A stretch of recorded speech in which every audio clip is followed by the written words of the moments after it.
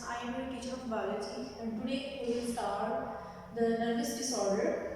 Students, इससे पहले हमने ब्रेन और स्पाइनल कॉर्ड के बारे में पढ़ा, तो अब जो है हम नर्वस डिसऑर्डर्स देखेंगे ह्यूमन के अंदर कौन कौन से नर्वस डिसऑर्डर्स होते हैं। तो आपकी बुक में कुछ नर्वस डिसऑर्डर डिस्कस किए गए हैं जिनमें आपके पास पार्किंसन डिजीज़ है, आपके पास एपिलेप्सी है और अल्जाइमर डिजीज़ है। हम पार्किंसन डिजीज़ से स्टार्ट करेंगे स्टूडेंट्स। पार्किंसन डिजीज़ अगर हम इसके सिम्टम्स देखें तो स्टूडेंट्स इसमें क्या होता है, इन्वॉलंटरी ट्रेमर्स होते हैं, मतलब कि ऐसी डिजीज़ है जिसमें मेमोरी तो लास्ट नहीं होती, मेमोरी जो है वो ह्यूमन की रिटेन रहती है, पर क्या होता है उसको इन्वॉलंटरी ट्रेमर्स होते हैं, मतलब कि उसको कुछ वक्फों के बाद थोड़ी देर बाद जो है उसको क्या होता है झटके लगते हैं। इस तरह से बॉडी जो है वो शिवरिंग की तरह से इस तरह से झटके लगते हैं, स्टार्ट कर देती है, ठीक है, मतलब कि अपने मसल्स के ऊपर कंट्रोल नहीं रहता, ठीक है। तो क्या होता है, लॉस ऑफ मोटर पावर, मतलब कि जो मोटर पावर है, जो मसल्स हैं, वो उनके ऊपर जो कंट्रोल है वो ख़त्म हो जाता है, ठीक है। मोटर पावर डिजेनरेट हो जाती है और रिजिडिटी आ जाती है मसल्स के अंदर, आहिस्ता आहिस्ता मसल्स जो है वो रिजिड होना स्टार्ट हो जाती हैं, ठीक है। और मेंटल फैकल्टीज रिमेन अनइफेक्टेड, मतलब कि जो मेंटल पावर है, जो उसकी याददाश्त है वो अनइफेक्टेड रहती है, याददाश्त पे कोई फर्क नहीं पड़ता पार्किंसन डिजीज के अंदर। अगर हम इसके कॉजेज देखें कि इसके कॉजेज कौन कौन से हैं, तो स्टूडेंट्स इसमें हेड इंजरी हो सकती है, कोई ट्रॉमा हो सकता है, ठीक है, कोई सर पे चोट लगी या ट्रॉमा, ठीक है, उसकी वजह से क्या हो सकती है, पार्किंसन डिजीज हो सकती है।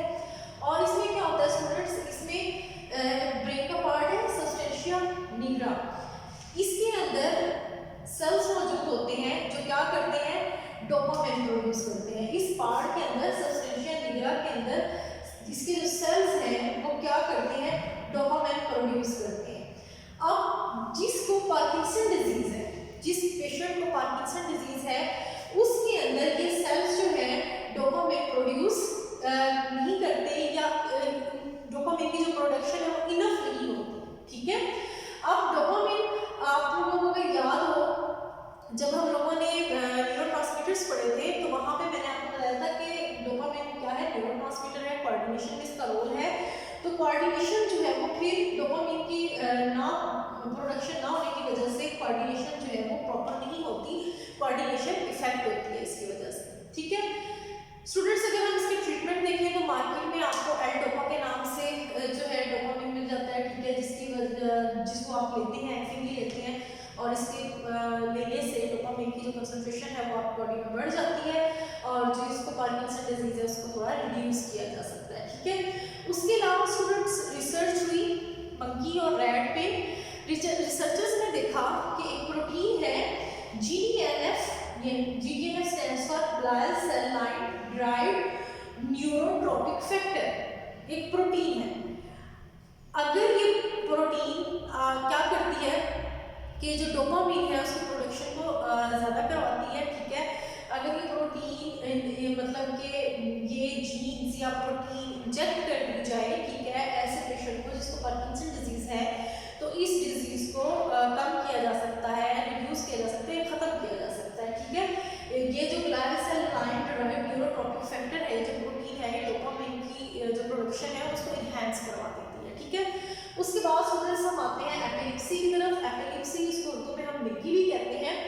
स्टूडेंट्स ये क्या होता है कि इसमें आपके हेड इंजरी की वजह से, ठीक है, अगर ये होती है तो वो क्या होती है, बिफोर 30 ईयर्स, यानी कि 30 साल से पहले अगर किसी को एपिलेप्सी है तो इसका मतलब है उसको कोई भी हेड इंजरी हुई है या उसका ब्रेन का कोई भी पार्ट जो है वो डैमेज हुआ है, ठीक है, तो उसकी वजह से एपिलेप्सी हो रही है, जहाँ पे यानी कि रैपिड इलेक्ट्रिक डिस्चार्ज हो रहा है, इसको भी हम देख लेते हैं।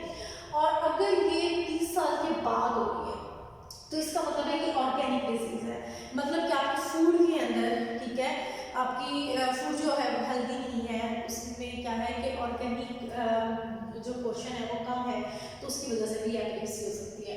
अब अगर हम इसके सिम्टम्स देखें तो स्टूडेंट्स इसको हम सीजर डिसऑर्डर्स भी कहते हैं, कन्वल्सिव डिसऑर्डर भी कहते हैं, ठीक है। इसमें भी क्या होता है, लॉस ऑफ मोटर पावर, ठीक है, कि मोटर पावर जो है इसमें भी सेम पार्किंसन की तरह इसमें भी मोटर पावर जो है वो लॉस हो जाती है।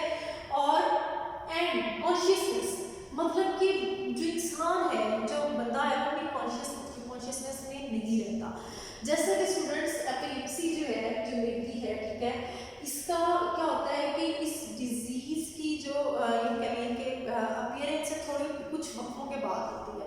जैसे दौरे, हम कहते हैं निकी के दौरे पड़ना, ये नहीं होता कि ऑल टाइम जो है इसका पेशेंट सफ़र करता है। इसके हम देखते हैं कि किन किन कंडीशंस के अंदर उसको दौरे पड़ सकते हैं, ठीक है। तो इसमें क्या होता है कि जब भी उसको कन्वर्सिव डिसऑर्डर होगा, जब भी उसको झटके लगेंगे, ठीक है, या दौरा पड़ेगा, तो उस टाइम पे क्या होगा, उसकी मोटर पावर और कॉन्शियसनेस जो है वो ख़त्म हो जाएगी, वो अपनी कॉन्शियसनेस में नहीं रहेगा और उसकी मोटर पावर जो है वो भी ख़त्म हो जाएगी, ठीक है, अपने मसल्स का कंट्रोल ख़त्म हो जाएगा। स्टूडेंट्स इसका क्या होता है, इसका रैपिड इलेक्ट्रिक डिस्चार्ज होता है, इसको आप इसका पास भी कह सकते हैं। हमने पिछले लेक्चर्स में हमने पढ़ा था पोलराइजेशन, ठीक है। हमने कहा कि मेम्ब्रेन जब रेस्टिंग पोजीशन में होती है तो उस टाइम पे पोलराइजेबिलिटी होती है उसके अंदर, ठीक है। फिर जब नर्व इम्पल्स ट्रैवल करती है तो मेम्ब्रेन डीपोलराइज हो जाती है, ठीक है। जबकि आप यहाँ पे जो आपके देख रहे हैं इलेक्ट्रिक डिस्चार्ज, तो इसका मतलब है वो क्या है, डीपोलराइजेशन है। ये जो पेशेंट होते हैं एपिलेप्सी के पेशेंट, उनके अंदर क्या होता है, रैपिड इलेक्ट्रिक डिस्चार्ज होता है, मतलब कि डीपोलराइजेशन बहुत ज़्यादा होती है। स्टिमुलस जो है स्टूडेंट्स, होता क्या है कि हमारे अंदर न्यूरॉन्स जो है, कुछ न्यूरॉन्स ऐसे हैं जिनके ऊपर से नर्व इम्पल्स ट्रैवल करती है, ठीक है, जो नर्व इम्पल्स को लेके जाती है। जबकि कुछ न्यूरॉन्स जो हैं, जो एक्सेस स्टिमुलस है, यानी कि जो स्टिमुलस ओवर स्टिमुलस है, ठीक है, उसको क्या करती है न्यूरॉन्स, उस स्टिमुलस को इनहिबिट करती हैं, उस नर्व इम्पल्स को इनहिबिट करती हैं, उसको नहीं लेके जाती।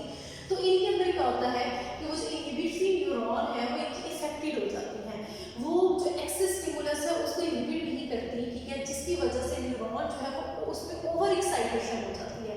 नर्व इम्पल्स बहुत ज़्यादा तेज़ी से और बहुत ज़्यादा ट्रैवल करती है न्यूरॉन के ऊपर से, ठीक है। तो नर्व इम्पल्स जब इनहिबिट नहीं होती और ओवर एक्साइटेड हो जाती है न्यूरॉन, ठीक है, तो फिर क्या होता है, उसके नतीजे में एपिलेप्सी होती है, उसके नतीजे में कन्वर्सिव डिसऑर्डर होता है। और स्टूडेंट्स ये क्या है कि इसके अंदर भी ये जो हमारे पास एपिलेप्सी है, इसमें भी क्या होता है कि ब्रेन का कोई स्पेसिफिक पार्ट जो है वो इफेक्टेड होता है। इसकी डायग्नोसिस अगर हम देखें तो इसके लिए टेस्ट किया जाता है। आप जब जाएंगे किसी माहिर नफ्सियात के पास, न्यूरोलॉजिस्ट के पास आप जाएंगे, ठीक है, तो वो क्या करेगा, आपको एक मशीन होगी, उसके साथ 2 रॉड होंगे पॉजिटिव या नेगेटिव, वो आपके यहाँ पे लगा देगा, ठीक है, ब्रेन के साथ, और वो टेस्ट करेगा। उस टेस्ट का नाम है इलेक्ट्रोएन्सेफेलोग्राफी, ठीक है, इलेक्ट्रोएन्सेफेलोग्राफी, इसे शॉर्ट फॉर्म में EEG कहते हैं। ये टेस्ट करेगा आप उसके, जब उसने आपके ब्रेन के साथ वो मशीन अटैच करनी है, तो जो आपका जो मतलब आपके ब्रेन के अंदर जो आपकी नर्व इम्पल्स जो है वो ट्रैवल कर रही है, ठीक है, उसका ग्राफ जो है उसके मॉनिटर पे आ जाएगा, वो उस ग्राफ को देखेगा। अगर तो वहाँ पे रैपिड इलेक्ट्रिक डिस्चार्ज हो रहा है आपकी न्यूरॉन्स के अंदर आपके, ठीक है, नर्व इम्पल्स की वजह से रैपिड इलेक्ट्रिक डिस्चार्ज हो रहा है, तो फिर क्या है, इसको पता चल जाएगा कि इसको एपिलेप्सी है, ठीक है। अब अगर हम इसका ट्रीटमेंट देखें स्टूडेंट्स, तो मार्केट में आपको एंटीकन्वर्सिव ड्रग मिलेंगी इसकी, ठीक है, तो उससे इसका ट्रीटमेंट हो जाएगा। और अगर हम इसकी कुछ और वजूहत देखें स्टूडेंट्स, तो अल्कोहलिक पेशेंट जो होते हैं, वो पेशेंट जो अल्कोहल इंटेक करते हैं, उसके अंदर ये डिजीज़ जो है ना एग्रेसिव बिहेवियर शुरू करती है, इनके उनके अंदर ये बहुत ज़्यादा होती है। और उसके अलावा इमोशनल डिस्टर्बेंस की वजह से भी हो सकती है। इमोशनल डिस्टर्बेंस क्या है, आप बहुत ज़्यादा खुश हैं या आप बहुत ज़्यादा दुखी हैं, तो उस टाइम पे भी इस डिजीज़ की ऑकरेंस बढ़ जाती है, ठीक है, यानी कि इसके कन्वर्सिव डिसऑर्डर होने के, यानी कि झटके लगने के चांसेस ज़्यादा हो सकते हैं, ठीक है।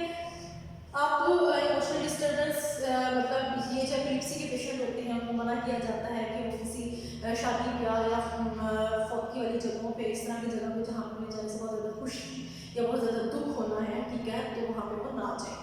उसके बाद स्टूडेंट्स हम देखते हैं अल्ज़ाइमर डिजीज़। अल्ज़ाइमर डिजीज़ जो है, ऑलोइस अल्ज़ाइमर एक साइंटिस्ट था जिसने 1907 में इस डिजीज़ को जो है स्टडी किया। इसके सिम्टम्स क्या हैं स्टूडेंट्स, इसके अंदर क्या होता है कि decline in brain function, brain की फंक्शनिंग जो है वो कम हो जाती है, ठीक है। इसमें आप लोग कह सकते हैं कि मेमोरी लॉस होना शुरू हो जाती है, आप चीज़ें आके भूल जाते हैं, आप बात करके भूल जाते हैं, और इसके अलावा इसे हम डिमेंशिया भी कहते हैं, ठीक है स्टूडेंट्स, डिमेंशिया यानी कि भूलने की बीमारी। इसमें क्या होता है कि रैपिड मेमोरी लॉस होती है, मेमोरी जो है वो बहुत तेज़ी से ख़त्म होना शुरू हो जाती है।